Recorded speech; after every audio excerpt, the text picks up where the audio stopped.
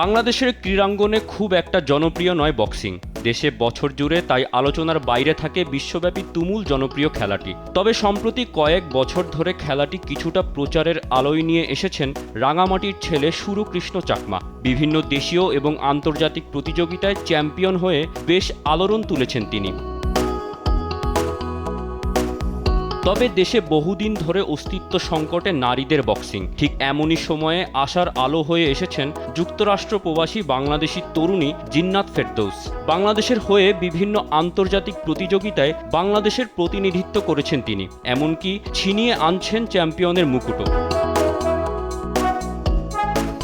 Boxing দিয়ে বিশ্বমঞ্চে আরও একবার বাংলাদেশের মুখ উজ্জ্বল করলেন জিন্নাত। গলায় তুললেন পদক, উড়ালেন গর্বের লাল সবুজের পতাকা।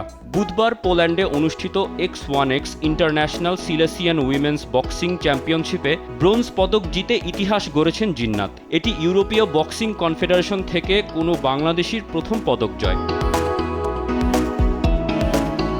ইউরোপিয়ান বক্সিং কনফেডারেশনের আয়োজনে গত 2 থেকে 7 সেপ্টেম্বর পর্যন্ত পোল্যান্ডের গ্লিউইসে অনুষ্ঠিত হয় 19তম আন্তর্জাতিক সিলেসিয়ান মহিলা বক্সিং চ্যাম্পিয়নশিপ। সাবেক অলিম্পিক চ্যাম্পিয়ন সহ এশিয়া, ইউরোপ ও আফ্রিকার 17টি দেশের বক্সাররা অংশ নেয় এই টুর্নামেন্টে। এমনকি প্যারিস অলিম্পিকে খেলা অনেক বক্সারও অংশ নিয়েছিলেন প্রতিযোগিতায়। আসরে 52 কেজি এলিট ক্লাব ওজন শ্রেণীতে অংশ নেন জিন্নাত।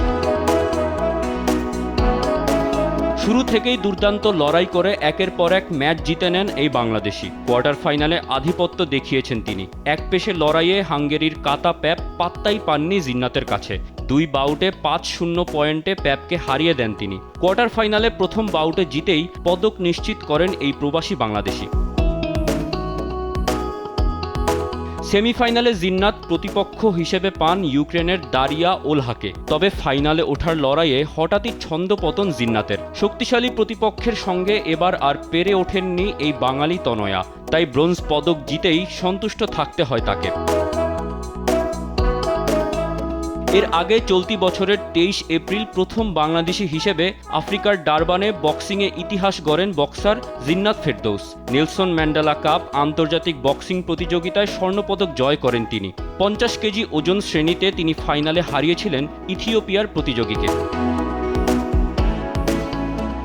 জন্ম এবং বেড়ে ওঠা বিদেশের মাটিতে হলেও নারীর টান যে উপেক্ষা করা যায় না, সেটা বারবার প্রমাণ করে চলেছেন জিন্নাত। যুক্তরাষ্ট্রের মতো দেশে বড় হয়েও সবকিছু পায়ে মারিয়ে বাংলাদেশের হয়ে লড়েছেন বক্সিং রিংয়ে। গর্বের সঙ্গে গায়ে জড়াচ্ছেন আবেগের লাল সবুজ পতাকাও। জিন্নাতের হাত ধরে বাংলাদেশের নারী বক্সিংয়ে নতুন যে পথ চলা শুরু হয়েছে, এটা অব্যাহত থাকবে এমনটাই প্রত্যাশা দেশবাসীর। মোহাম্মদ তৌসিফুল হাসান, স্পোর্টস ডেস্ক, দেশ টিভি।